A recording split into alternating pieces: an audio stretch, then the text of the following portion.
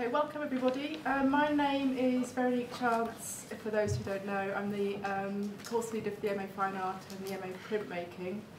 I know a lot of you do know what I do here, but some of you don't, because we opened this up externally. I'd like to welcome Dryden Goodwin here.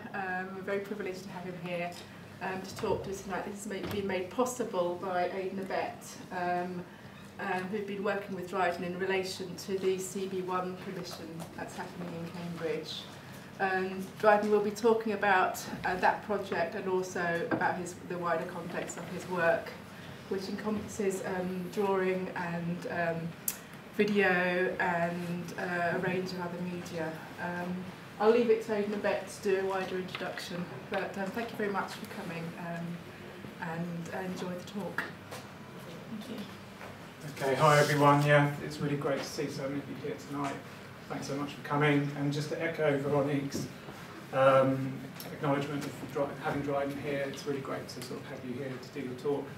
And you've also been doing some portfolio reviews for some of you that are probably here tonight, this afternoon. For those that don't know me, I'm David Kefford. I'm one of the founders with Sarah Evans, who's here tonight, and CJ O'Malley as Aidan Abett. I just wanted to have an opportunity to contextualise the reason why Dryden's here tonight. Aidan Abett has been running an artistic programme from a warehouse space in the CB1 area of Cambridge, which is near the train station, up until fairly recently.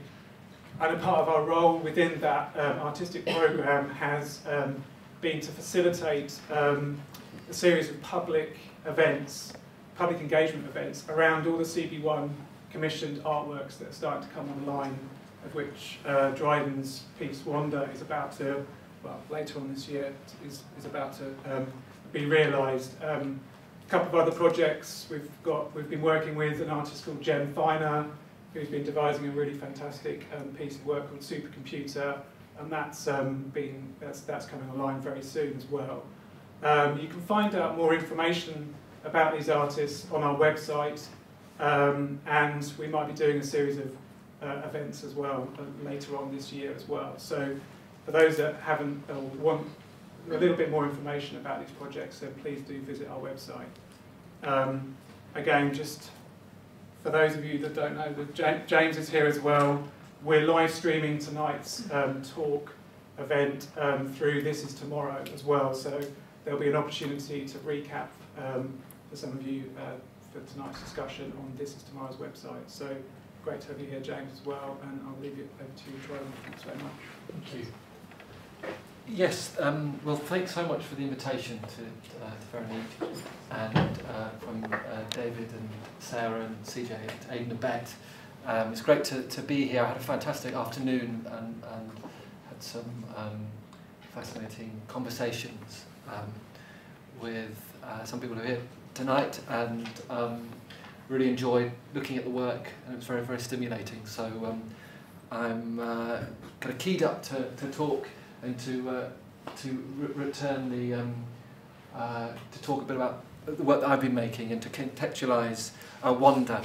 And I'm going to talk about Wander in the middle of my presentation, and to try to think about some sort of key ideas in my practice which maybe illuminate some of the thinking behind Wander. I think that maybe what would be useful is to start off thinking about notions of portraiture. And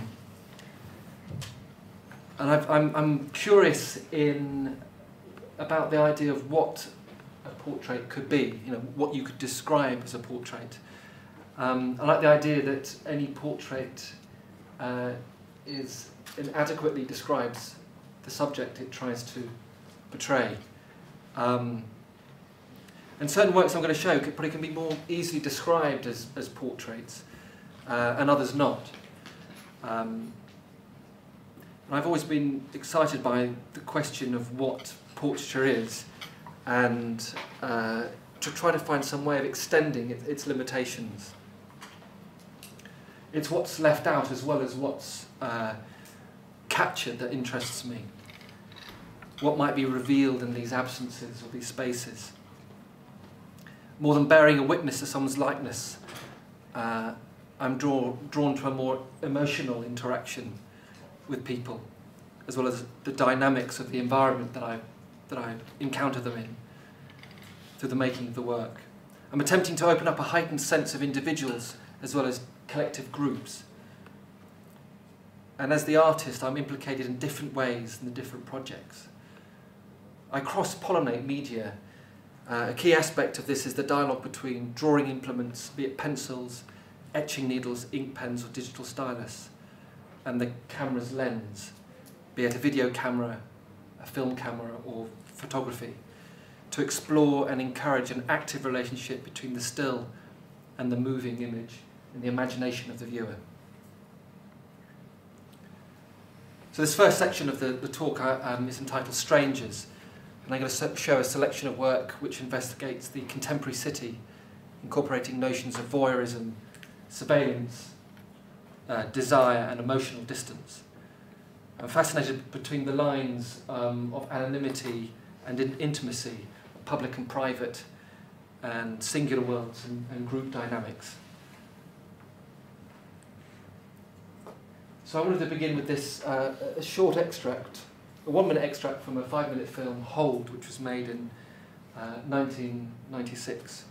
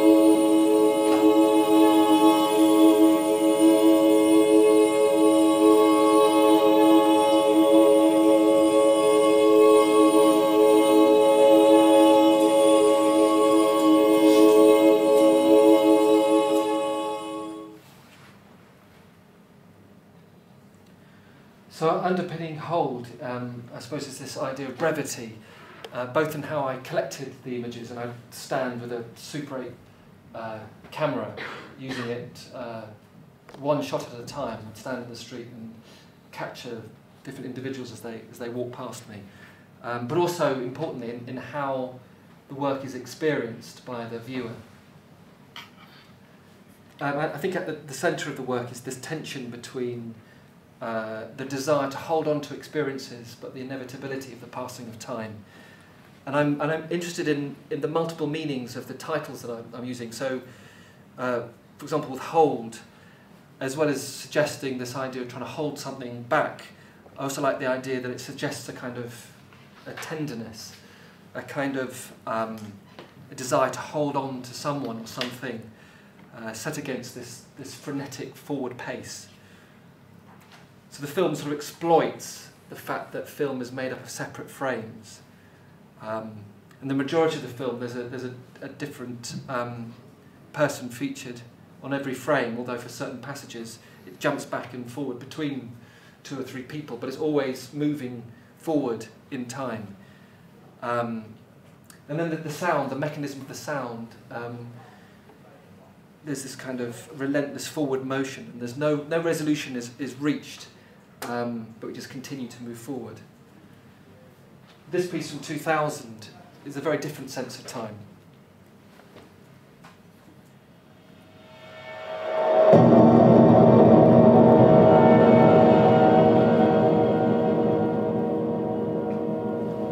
So this piece is called Wait.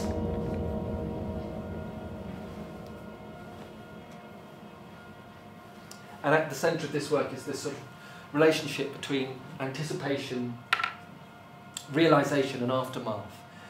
And that's a kind of blueprint which underpins the whole work. And the starting point for this work was the moment where the last millennium changed into the present one. and this kind of sense of anticipation, the sort of the tension that surrounded that moment.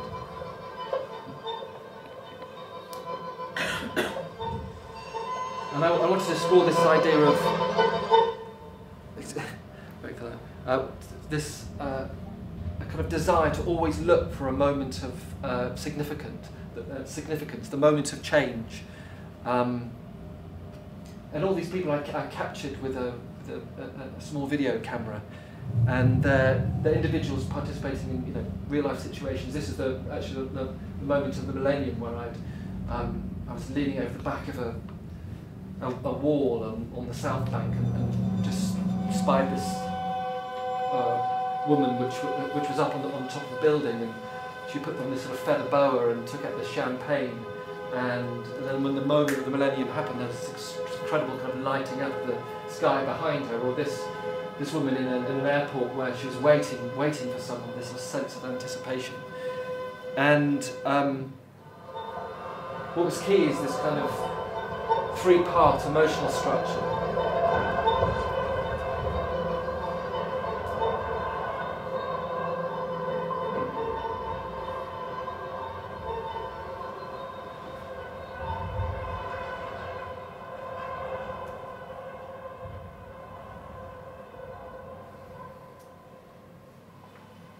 So, and importantly, this idea of waiting for something,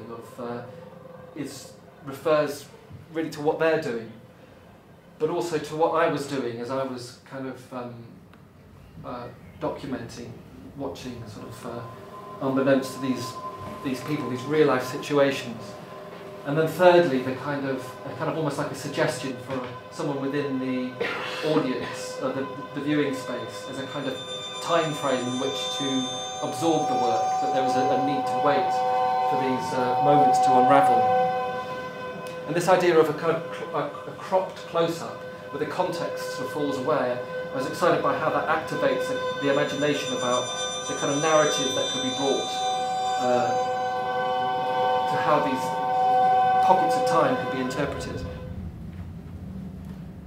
And then finally, this kind of sculptural quality to these pockets of time, where, the moment of anticipation and the realisation and the aftermath, how that could be played back and forward, this sort of sense of form that was experienced within the making.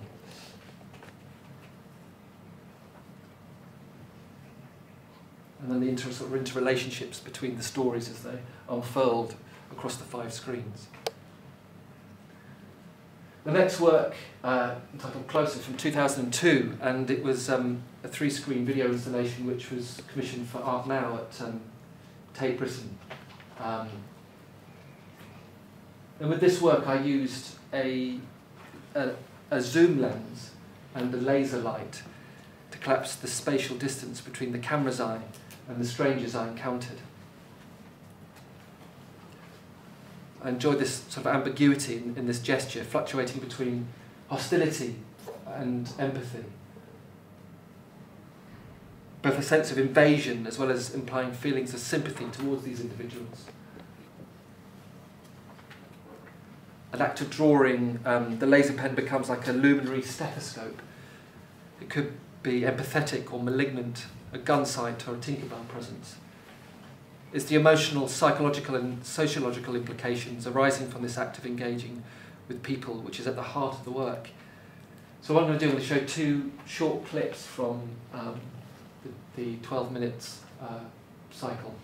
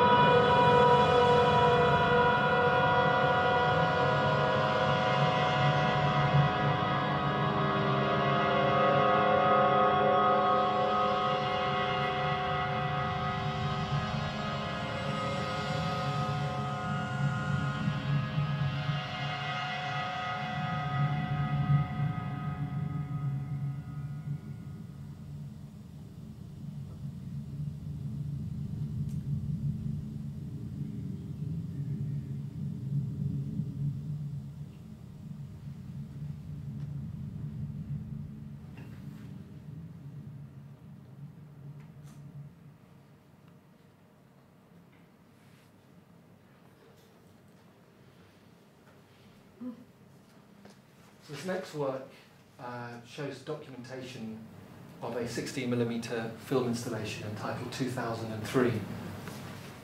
And this was first exhibited in the New Art Gallery in Warsaw.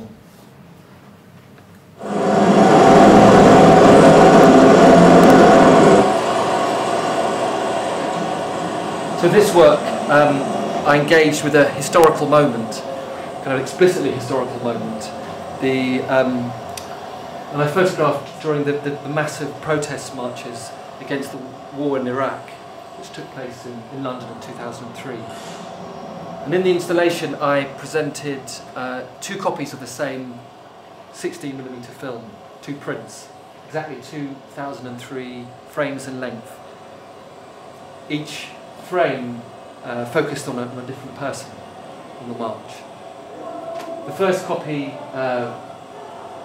seen on the projection screen, shown as a bombardment of frenetic forward marching, almost subliminal images. And the second copy presented on this light box, this sort of light table with a magnifying loop, importantly offering a kind of the ability to study the separate frames, a more kind of personal and contemplative engagement, drawing you into an intimacy that traverses space and linking people to people, as with the empathetic drive behind the protest march itself. And I like the idea of looking over the light table as if it was like a kind of helicopter sort of shot over the top of the protest. Showing these individuals captured on 16mm film, converging, teeming composite of details. They are a part of the whole, yet set apart, caught in separate frames.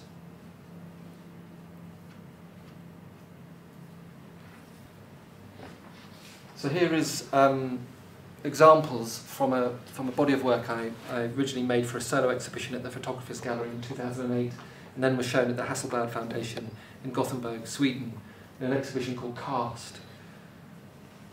I worked into and from photographs I took of passing strangers, mainly at night and caught in Oxford Street and Regent Street in London.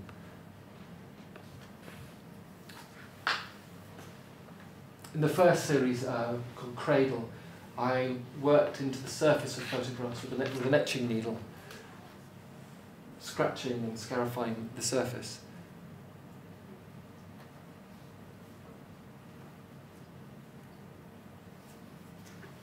From the hundreds of photographs I took, I chose to engage closer by drawing into them.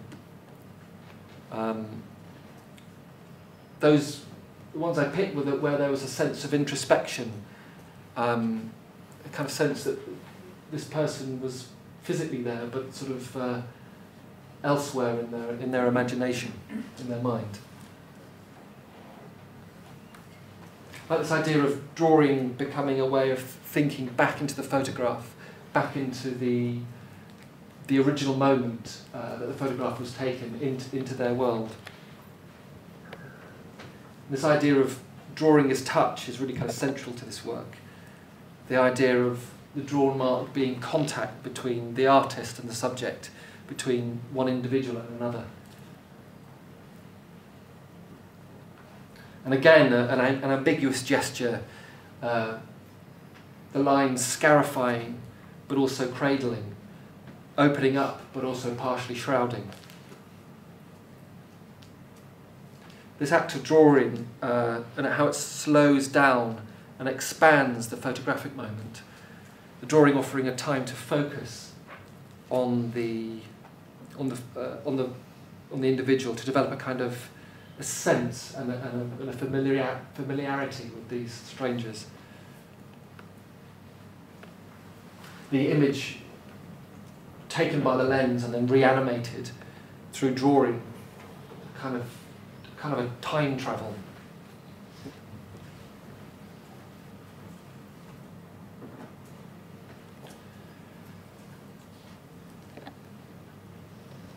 Kind of both returning to that moment, but also pulling that moment into the present, in the studio, And then subsequently in the gallery when it's shown, these multiple time frames then becoming one image.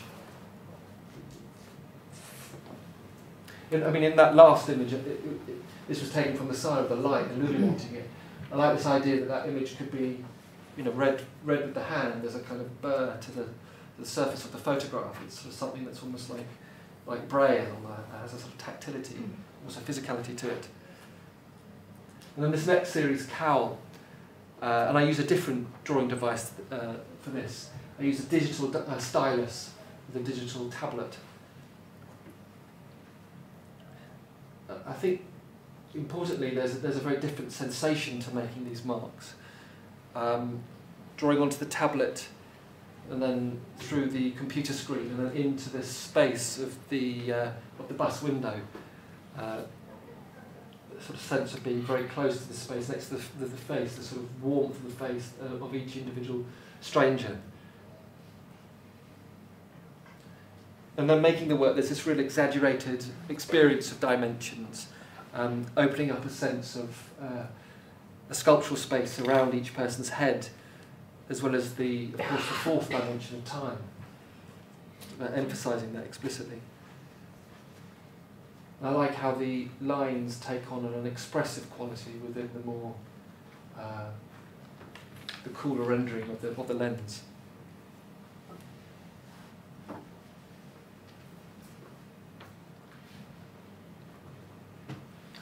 And last from this exhibition, this series of diptychs called Casting.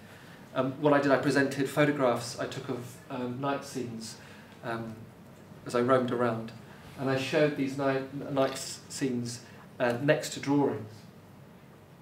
Some of the drawings are slightly blown out in this projector, but hopefully there's enough detail so you can see. And what was key, and you can probably see, is I'm wearing these watchmaker glasses, which projected me further into the photograph and further into the drawing, so that the scale of the drawings become really, really small. And from this process, from this scene, then I start to draw on the right-hand side. And with this one, I started in the middle. And I picked someone from the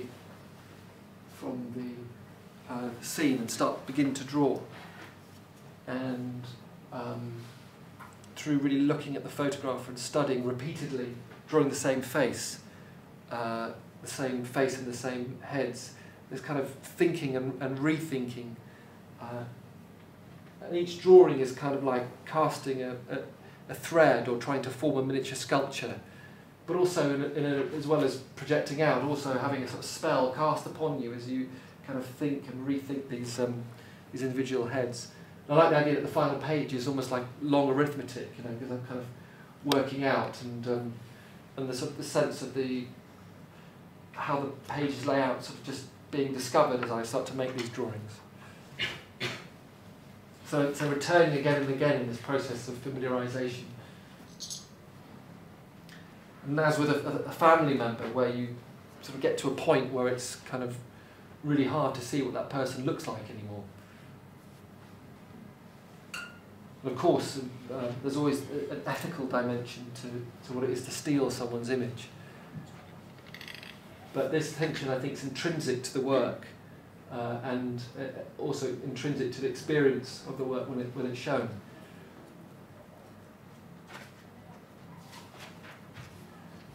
So, this next section is called Collective.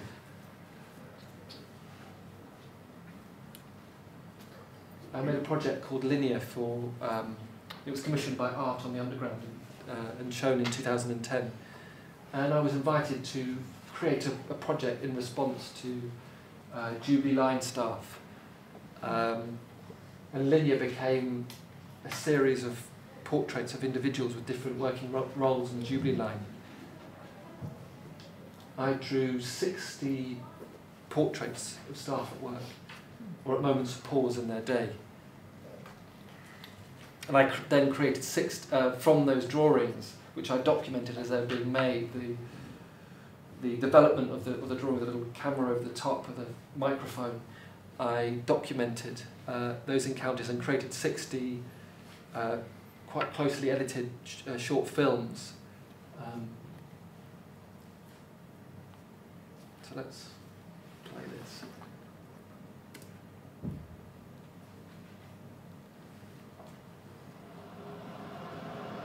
So this documentation shows the different manifestations of the project. It was as printed posters, digital posters, leaflets at special exhibition sites, and as films available to watch online. But I think in a way Linear epitomises the inability of any portrait to adequately describe the subject. And with the challenge of what was at the time 1,300 people that worked on the Jubilee line, what evolved through this process was this drawing of 60, hoping through the detailed rendering of just 60 to imply the complexity of the multitude. And what was important was this invitation to unlock the drawings by watching the films online. Ironically, because we've got peg doors here, you don't really have one-unders. Within the first year of me working here, a gentleman come down the escalator, had a massive heart attack, dropped dead, smashed his face off the peg doors. 40 minutes before an ambulance service got here, 30 minutes we was trying to do CPR, and it hit me pretty hard. He died. I'm sitting there thinking, God, I can't let this man. So I held his hand. It was really awful, but I held his hand. So the films show. This is just a clip from one of the films. It's a 2.5-minute film, that one in its entirety. But the kind of accelerated progression of these drawings, accompanied by these fragments of conversation between myself and the sitter during the making of the drawings, and how they kind of reveal the multitude of these kind of exchanges that went on. And this process of condensing occurs in each of the films, with the real-time development of the drawings is speeded up and the conversations edited into intense but inevitably incomplete further renderings of each person. I thought you were going to say that. I had to soften that one because that was too... The lines have got meanings in our culture. Even people can read the face of people. Yes. You can tell whether you're a crooked or you're a nice person.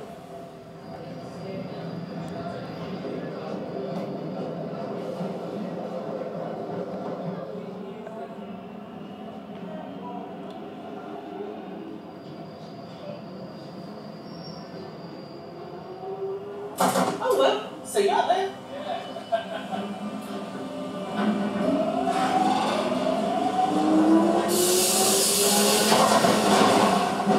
Sorry, I forgot to tell you about that big, like, big jumps a bit. Yeah, sure.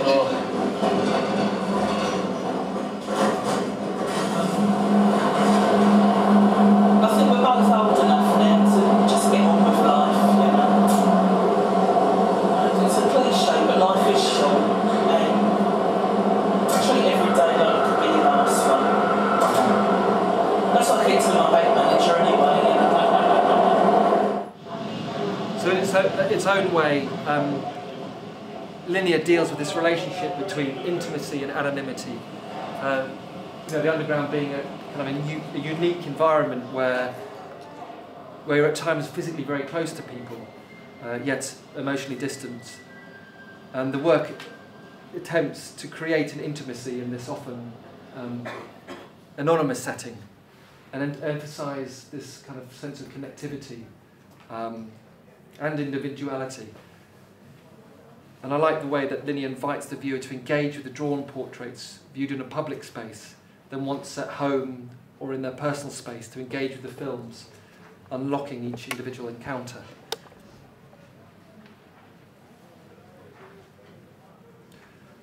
So, I'd like to talk a little bit about wonder, and I'm going to show some images of the prototypes that we made of the work, which were shown at Aid and Abet a little while ago. So this work is going into the bus interchange as you just come out and on the left of from the train station.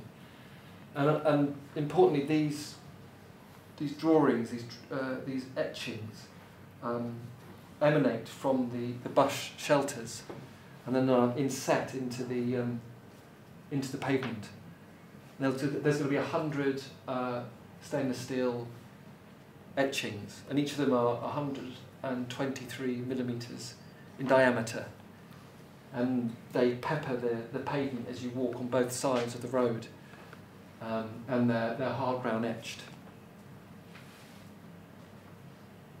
So each of these are a reflection of an individual that I've caught on one of the hundreds of photographs I took while I roamed through Cambridge on foot and on public transport. These kind of fleeting moments that I observed in these different locations, in on the street, in park benches, in coffee shops, train platforms, bus shelters, sitting on a riverbank, kind of roaming around Cambridge and collecting these series of shots. But what's really critical and crucial is that then this is taken back to the studio, and then there's a series of drawings I make into the metal surface, and the drawings offering a time of reflection, and again kind of reaching back into the time of the photograph. And I'm interested in opening up a sense of connection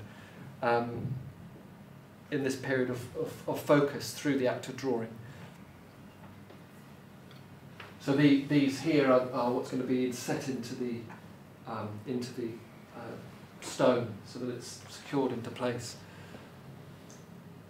And these are a series of tests that I did to find the scale of the plates. And so the title of the work, Wander, I'm caught up with the kind of play on words, between wander with an A and wander with an O, both with the physical process, the way that the drawings are brought about, the way that the imagery is collected, as well as the viewer's interaction once they're in the space, but also, and importantly, the imaginative process of wondering about these individuals and how that process might generate a kind of an affinity, even an intimacy with them.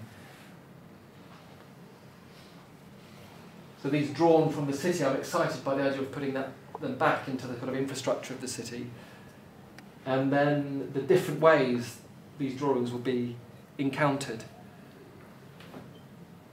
So this is a kind of a bird's eye view of the street, and here are the bus shelters. And the plates, these are kind of approximation of the plates, but this sort of sense of the sort of emanating out of the bus shelters, almost like this idea that maybe you're just walking down the street, or maybe you're just about to jump onto a bus. Maybe you jump from the bus, and then these drawings sort of spill out of your pocket onto the pavement. But that sense of these having been, the fact that it's a bus interchange is really important. That sense that there's a kind of drawing in of information as you move around, and how these individuals, of course, could be someone that you've seen, in the street, or that you might see a premonition. But importantly, with these drawings, they're kind of, they're drawings. They're not photographic renderings, so they're on the edge of being recognisable. They're not. They're an engagement with an individual via a photograph. So I think that tension, is kind of interesting in the space. Who are these people? And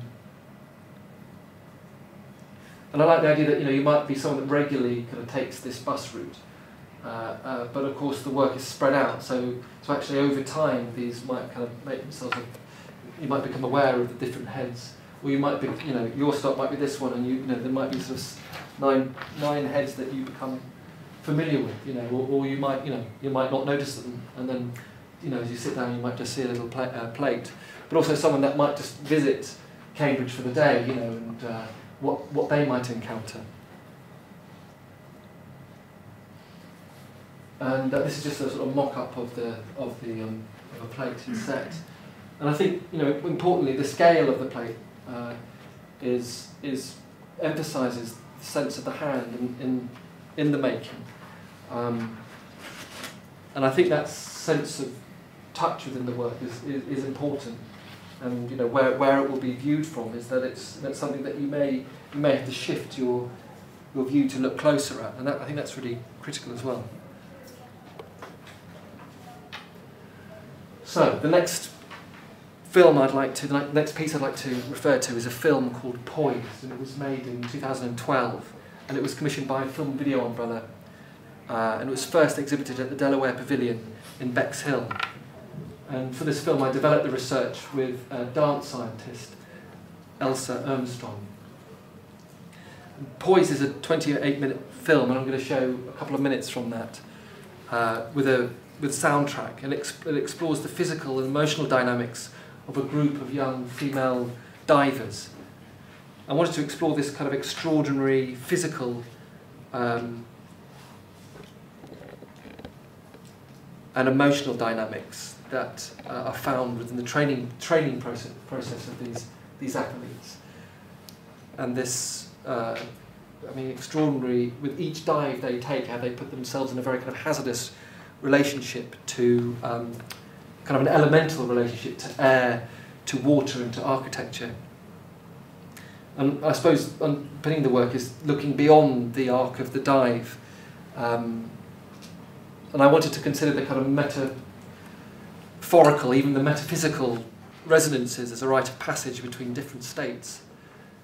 So I captured details from the lead-up and the aftermath, but never the actual dive itself, to keep that moment kind of imaginative space. In the way I kind of created and combined the image and the soundtrack, I'm attempting to distill a kind of blueprint of their activities, sort of physically, psychologically, but also emotionally. So here's a short trailer.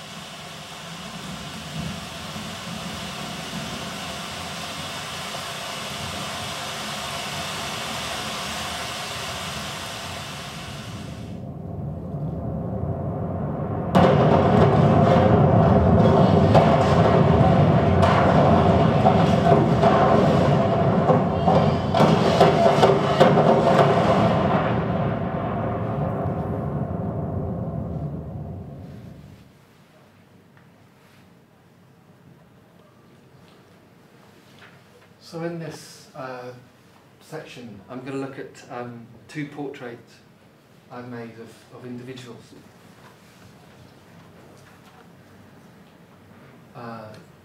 With Lewis, I presented, I think it's 440 small drawings in a frame, but also I animated those drawings in an iPad. And this I suppose this work considers this, considers how individuality is kind of expressed and defined by one's relationship to others. And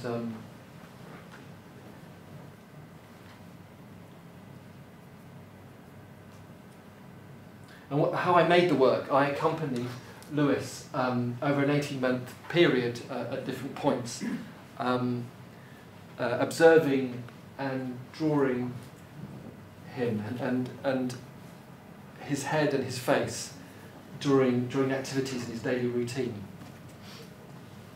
So when he was at home, when he was at work, in meetings, during meals, in the gym, watching a film, driving in his car. And so although occasionally he was alone, for the majority I mostly drew him when he was in the company of others. Either of one person or a combination of people. So his work colleagues, his trainer, members of his family, his wife and his son, his daughters,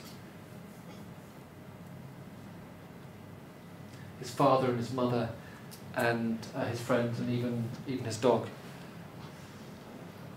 So I made these 440 drawings from direct observation, and for the majority of the time I drew back and forth between Lewis and also the individuals that he came into contact with.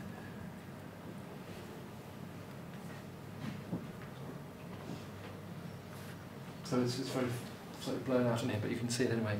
And I wanted to activate these drawings in the way that they were presented. So both in the frame, in the order that they were made, but also on the iPad, where it gave me the opportunity to explore the relationships in the drawings further, in the way that they are animated, and they were sequenced in multiple combinations, so you can just about see it.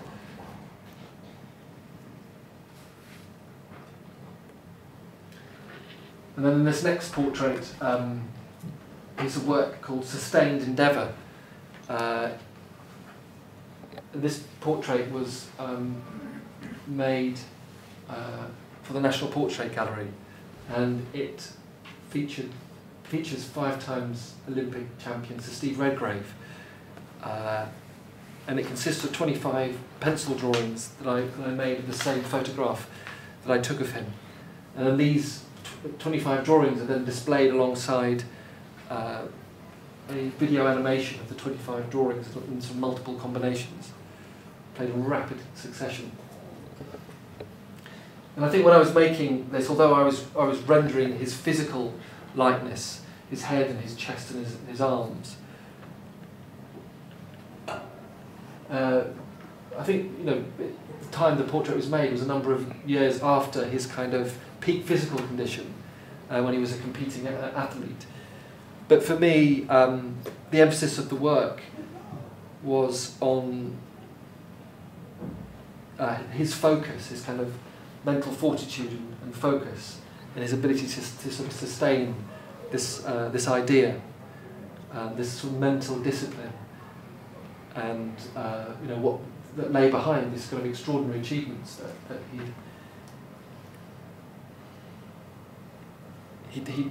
over such a sustained amount of time. So this sort of mental calmness and dynamic movement, and this sort of latent energy and focus. And you know, when I kind of met with Sir Steve Redgrave, you kind of really were aware of his very unique relationship to time. It's kind of tremendous repetition and endurance of training, pushing against time over so many years to be, you know, part of a boat which would be the fastest.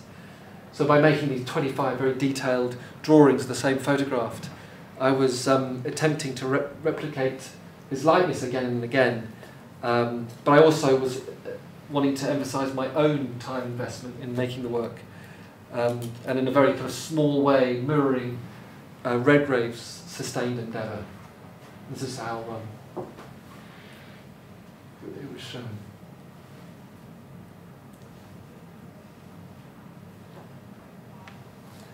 So this final section is called Kith and Kin.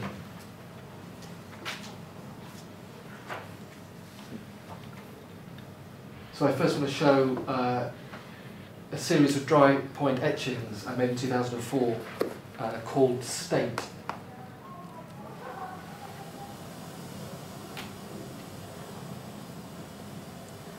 So these are of people known to me, my father, my wife, a close friend, and for each I used a single copper plate as a sort of metallic palimpsest of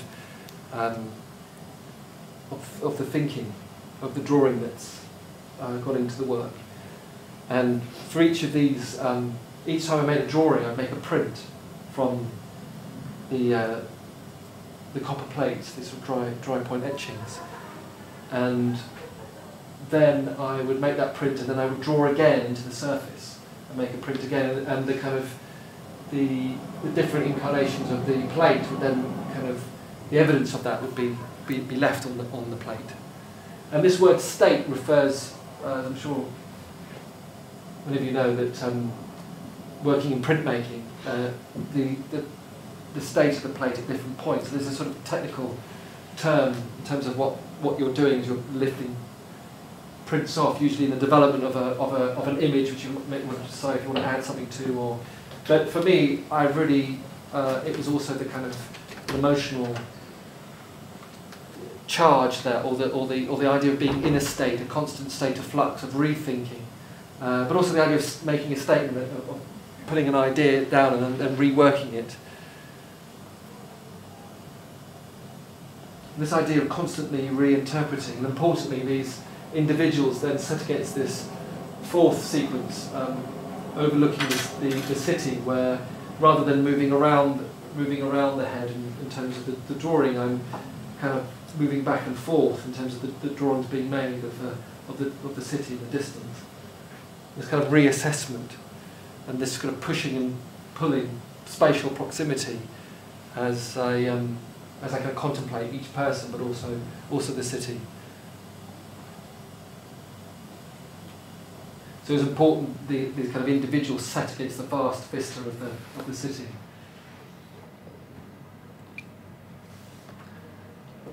Mould from 2011, kind of an ongoing series that I'm making, where I wanted to find a way to give the surface of photographs a further dimension, and building on works before.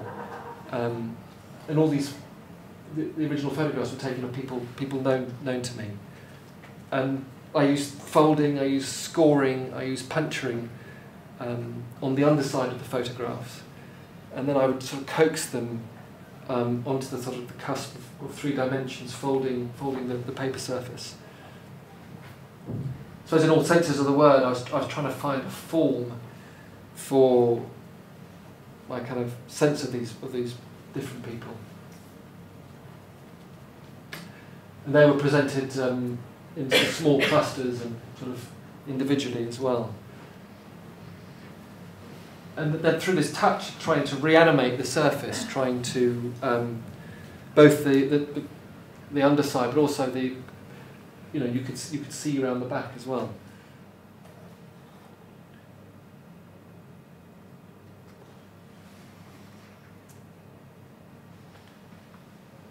So the title mould, as well as the kind of the process of sort of forming these little sort of, I suppose they almost became like sculptures.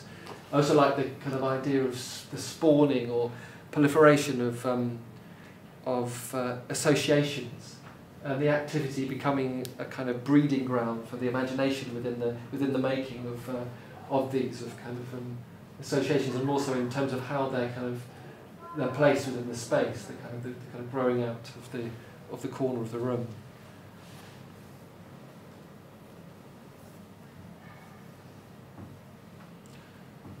And this is how they were shown in an exhibition in Vienna, called Raum Licht. And yeah, so this idea of the reintroduction of the hand, but also in a way the mind into the kind of the infinitely reproducible photographic image.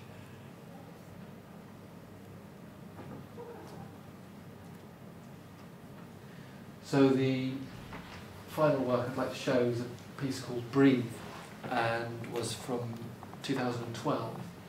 And for this I created over 1,300 drawings, and when they were combined showed a young boy, my youngest son, who was 5 at the time. And he was shown in a kind of progression of fluctuating breathing patterns, sometimes more regular, other times more laboured, as he sort of stared out from the frame. I mean, in the studio, the kind of the sort of 50mm drawings gave me this kind of focus as I would kind of move from one drawing to the next, and this sort of sense of nurturing. As I kind of almost like holding or protecting the images as you're kind of making them. This is a kind of spread of some of the drawings.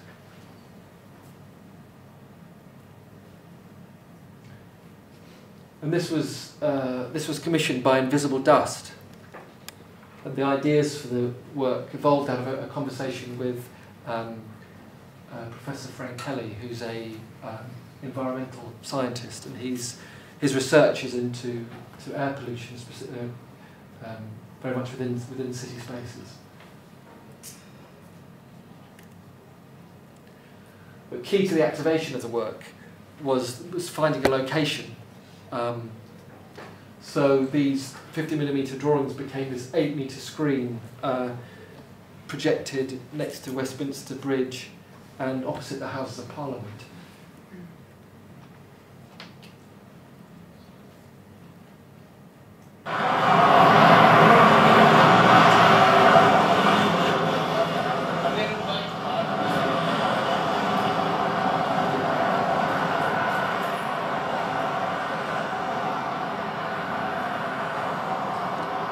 So installed on the roof of St Thomas's Hospital, it struck me that the atmosphere of the night sky surrounding the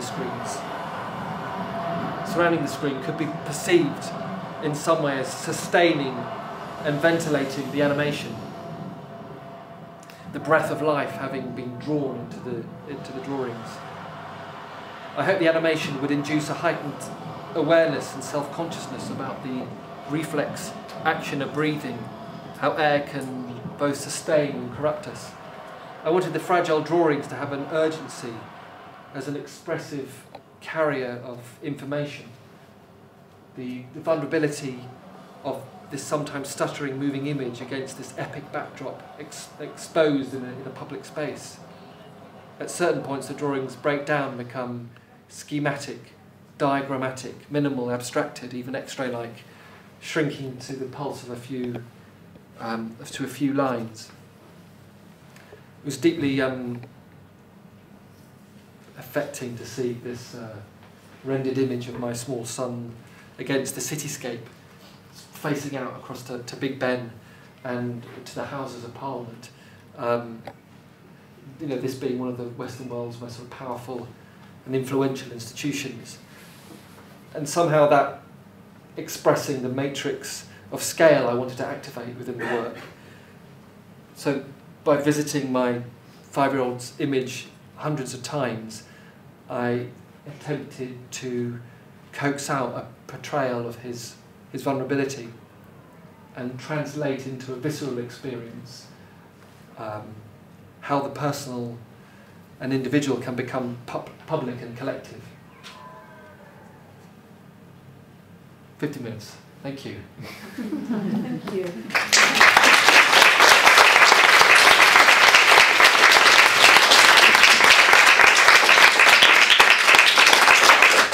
Thanks so much, Dryden. It was a really fascinating insight into your, and a deeper insight, I think, into your practice. And I think it's particularly intriguing for us to see your ideas for Wander as well. That's coming to Cambridge very soon. I think this is an opportunity. We can open it up. Should I turn the lights on? Open it up to, that's okay with you, Dryden? Oh yeah, just absolutely. do a few sort of questions from the audience, if anyone. There you go. If anyone has any questions in relation to Dryden's talk or anything, in relation to Wander, or if you've got any questions, then please feel free to ask Dryden. I wonder if it's an ethical issue that you're using people's images. Oh, absolutely, yes. Do you ever ask for permission? I think that the different, I think across my work over a sustained amount of time, there's been the kind of positioning of how different works engage, have different ethical dimensions, has become as part of the subject of the work. So I think in terms of the nature of the work, that's important for that. But and the fact that it's unresolved and unresolvable with some of the work, where I have taken someone's image without their permission, and I've worked with that. But I think that actually that kind of tension is really is critical, really, because for example, with the pieces from Cradle that I showed, where I scratched into the surface of the image, for example. Of course, what I could have done is continued to scratch into the image, and kind of blocked out the face so that it wasn't recognisable, in a kind of like a kind of Police Squad 7 kind of way, where we're seeing this kind of material and we don't see this blurred image. But to me, there's something about that kind of cusp where there's a partial veil, but actually we'll still have a sense of this person as an individual. So the needs of the work means that it stays on that. But it doesn't mean it doesn't mean that there's still a tension about taking someone's image. I think that with the work of showing my son on the roof of the Houses of Parliament, there's another ethical dimension. There was this sense of, and I think I kind of slightly struggled with that idea of what it was to do that, to kind of put him in this very kind of public space, And of course, it isn't a photographic image there; it's a drawing. So that seemed to temper that slightly. But of course, there's a kind of vulnerability to doing that. But actually, that then becomes an important part of the work, because there's a vulnerability to him, kind of being in this environment where the vulnerability became a very active part of the work and became important to the work. And then other works I've made where it's very much about a kind of declaring my intentions and my presence to render someone's image. For example, in the work in Linear, where it's I ask someone's permission to do that. But then the ethical dimension is then what you do with that material, because this idea of kind of portraying someone and not betraying someone. There's something about that. I think there's something very important about that, kind of how you work with the material and the kind of the time and the sense of that. I think that's critical to the work, and how to navigate that as it develops.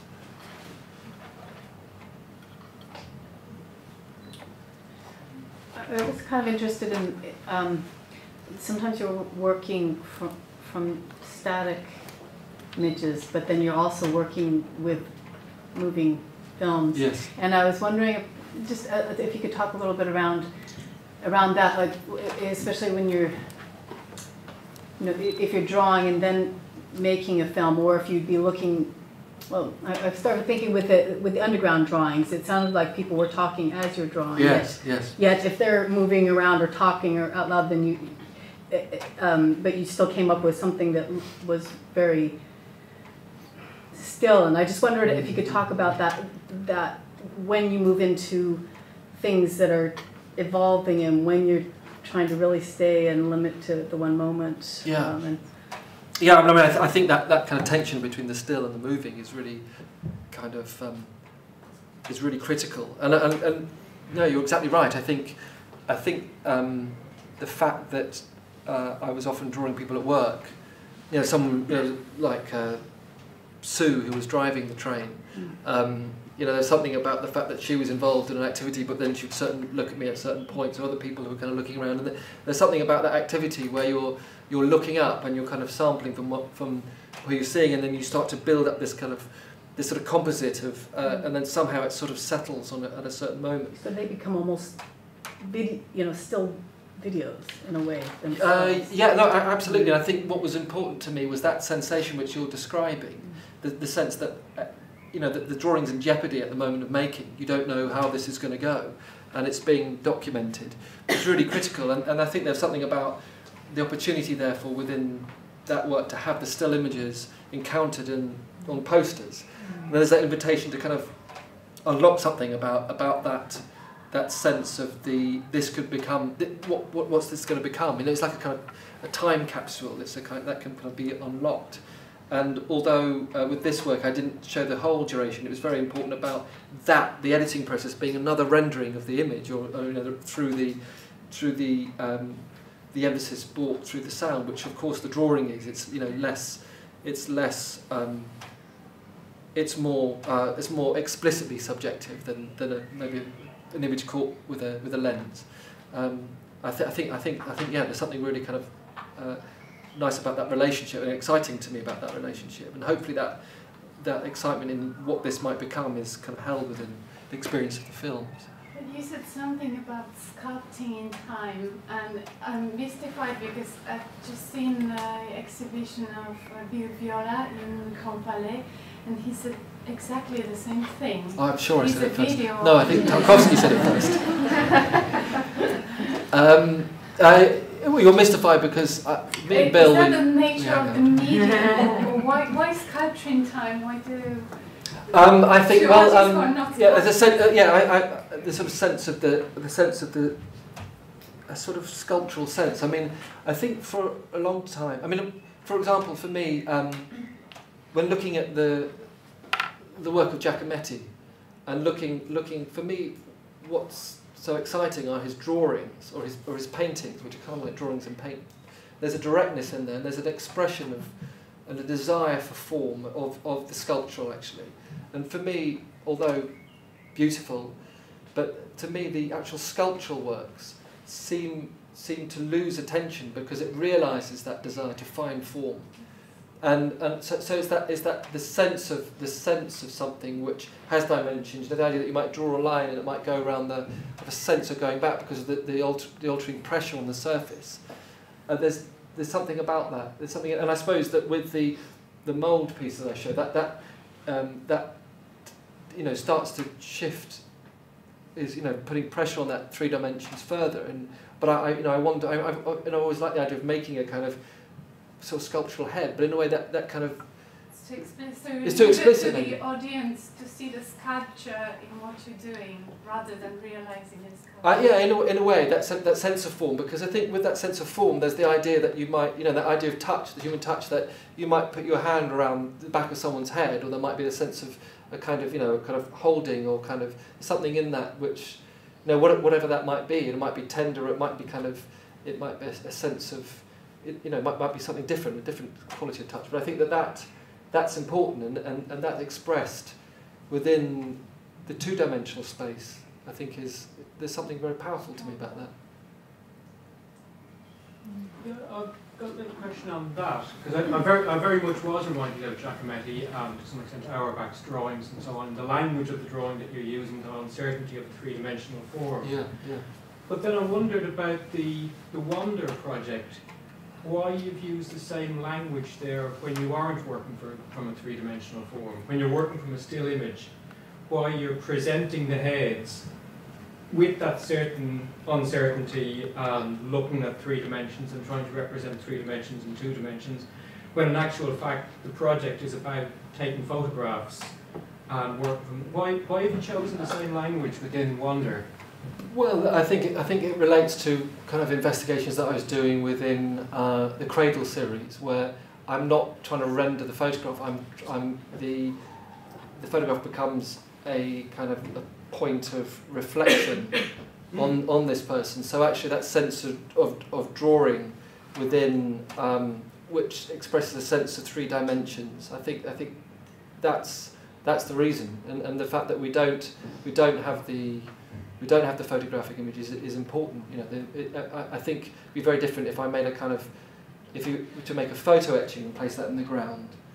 I think the difference between what that is and what I'm doing, I think probably expresses what I'm trying to do, the space between that. There's something much more subjective within the drawn image, you know, than I find than the photographic image. You know, there's something more explicitly subjective, I suppose. Yeah, but I think in the previous lot of work we were talking about working into the photographs. Yeah. There was a clear relationship between the form, which was two-dimensional, and a playing with the three-dimensional. I just wasn't sure with the Wander one, where it seems to have left that reference from it, and it almost looks physically very like the drawings where you're really interrogating form, say in linear. I was just wondering about the language of that, whether that was a deliberate choice, or whether, because it feels like the language of linear, but it's actually made in a very different way. And I was just wondering why you've chosen to do that, where in a lot of the other places that language of linear is very explicit about a specific relationship between a type of surface and a type of form. To me, it seems very particular, very explicit. So I'm trying to think. I'm trying to follow your logic in terms of how that's different. But I think it's so different than linear, because in linear there's the sort of biographical details, and there's a kind of there's an explicit reference to time as well. You know, there's the duration of the time of these individuals, their first name, in the way that when it was shown, you know, on in the different ways. So I think there's something quite distinctive, quite different about that. So yeah, for me it kind of I think there's this, you know, I think often there's a kind of, as ideas are developing and there's different points of reference within the work you've made, often you find something which is in there's a space that opens up between different works that you've made, and therefore you want to explore that. So yeah, I think what I'm excited about with Wander is that you know, the drawing becomes a site of wandering, as the activity of collecting is a kind of wandering around the space, you know, wandering around the city, and then putting that back into this sort of thoroughfare of, you know, and how that creates moments of freneticism or stillness within a space which is quite frenetic. I think there's a relationship between the kind of the collecting, which is kind of quite momentary, and then something which is then much more kind of considered and reflected upon. And I think that there's a kind of sense of, hopefully that might happen within the space. That someone might do it, you know, think, well, where's my bus and stuff. They might be standing there for 5 minutes, and then just might notice something and just, you know, have a little engagement with this moment. So I think it's about that. It's about trying to explore those things, really. I was wondering, because you mentioned that you were exploring what portrait can be. And recently I was reading Hannah Arendt, who makes this distinction between who you are and what you are, the what being the characteristics, perhaps job, outer appearance, whatever, and who being the essence. So what are you really looking for in your models? Is it different things? Is it relations? Is it the essence? Yeah. I know. I think. Yeah. You kind of. I think that idea of that you're wandering. We'll talk about wandering now. You only get a word, you can't. It's like wandering around and wander. But no, I think. Yeah. I suppose I'm interested in what could be revealed in that kind of process of making a portrait. You know, and but I'm kind of aware that in a way there's a lot that's going to be lost as well, and then kind of excited by the fact that, you know, you can make a bad drawing of someone, but it holds certain things, you know, and within that distortion it kind of opens it both. You try to hold something that you recognise and you see, but then it starts to open up a whole lot of stuff that maybe isn't there, and then what what happens within that. So you know, I think you know you might try to distill something that you've seen and recognised. For example, with Steve Redgrave, but of course you miss. There's so much more that's totally missed, and so I like that kind of acknowledgement of that within the process of making. So what can be kind of distilled.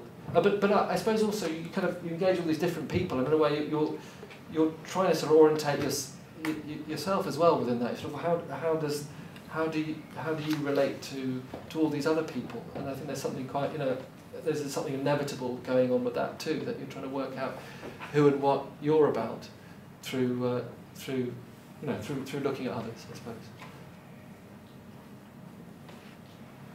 It's perhaps a bit of a follow-on to that, but how do you decide, like in that Lewis one, there are a certain number of pieces, and how do you decide? You decide in advance that it was going to be, what was it, 440? I didn't decide in advance. That was just discovered. That was discovered. But yeah. And then I was going to ask about selection and rejection and correction and things like that. How do your sort of actual working process? How does that yes. So for some of the works, I think I do set out with a certain number in mind. For example, in the film loop that you saw of the protest march 2003. So, and it was part of a series of film loops I've made over quite a few years, where the number of frames refers to the air. So that's pretty clear. So then the differences come through the what I'm photographing, whether it's people, whether it's kind of cars, whether it's aeroplanes, and all those sort of subtle differences come out through that. So there's a kind of structural device that I go into making a piece of work.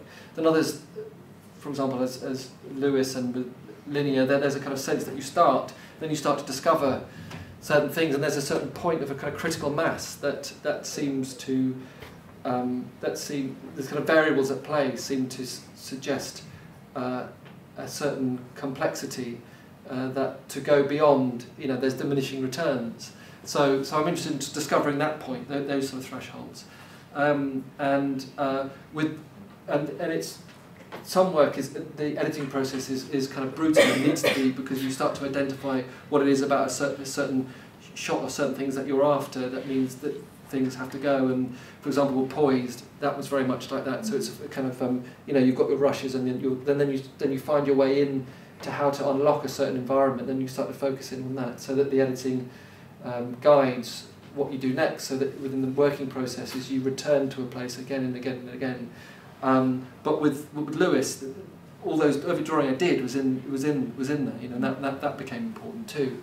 So the idea that certain drawings I might look at, I say, oh, that really looks like Lewis, and it's like,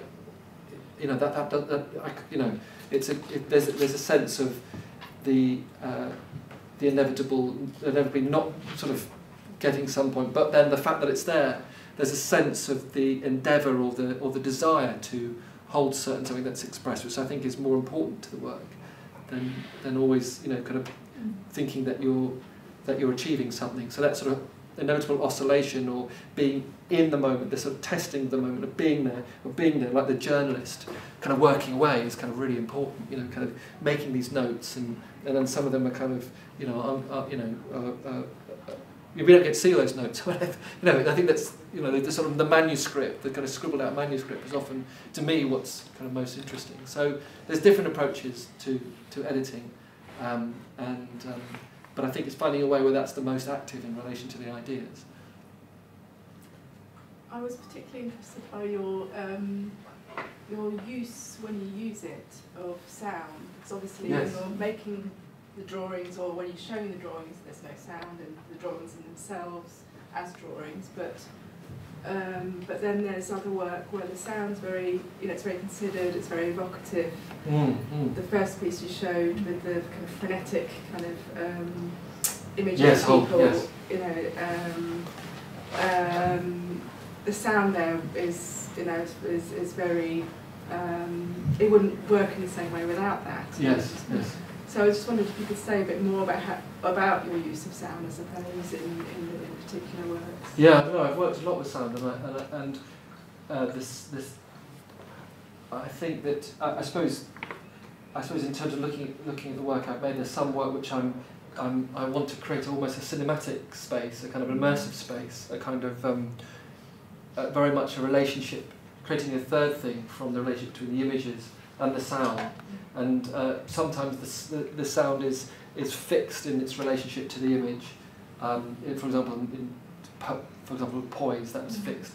In other times, for example, with Weight and earlier works, where I made certain sound pieces which seem to have a kind of a very distinct emotional imperative behind it that kind of put you into a particular space. And then, for having 4 or 5 sound pieces, which would then revolve in different combinations with the images you saw, so that you were both enveloped in the image, but also conscious of the act of what was happening. So that kind of being held between, looking into the image and being drawn into that, but also being aware of the construction of the screen. So being a parallel with the image that was going on.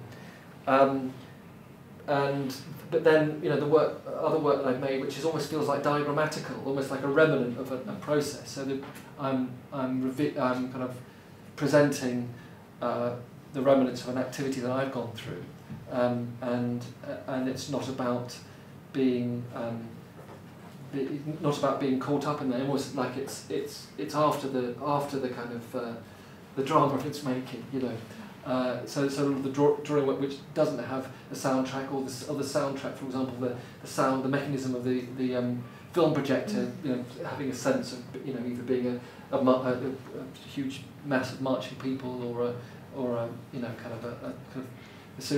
whole mass of moving cars along the motorway, a piece I haven't shown, but so I think that those are really important, and the pieces with the soundtrack. So the keys to those sounds come from wild recordings made within the space first, and then that important thing of the kind of gathering these instruments in the studio and kind of starting to kind of record a kind of orchestrated soundtrack and building that up and shaping that has been kind of quite a big part of what I've been doing. We've probably got just room for a couple more questions. Put Dryden through the paces. Just going back to the first sequence that Veronique mentioned. Yes. Where you have a succession of faces coming at you, and so often in other contexts, there becomes a kind of banal, there's so many, I can't take it in, I can't take it in. But at least I think it may have been partly because of the music as well, that as that was going on, I got this sort of huge feeling of, I sort of cared more and more, and I didn't, they just became more meaningful. It was almost as if you were liberating those people rather than capturing them. Oh, interesting, yeah. Really, they were, there isn't any word for it, but there was a great sort of respect rather than processing or montage. It was, these are all individuals, and that sort of came through more and more strongly as that sequence went on. Well, I mean, I think that's a sense that I think that I have. The idea that you might pull out the film strip and you see, each person that's there, and I think that it doesn't change the ethical dimensions that we were talking about, because there's I've still taken someone's image without their permission, but I think that yes, I suppose the kind of the kind of frenetic motion of the series of frames, then set against this more sort of sinewy, sort of held note, or kind of kind of little kind of runs on the violin, or kind of these sort of orchestrated parts. That film's is a 4.5 minute film, but there's a cast of 5,000. But there's something about the sense that each person has a discrete discrete moment. They all mattered. They all mattered. They weren't being exploited. That's they were given that space, and I like that idea that you're.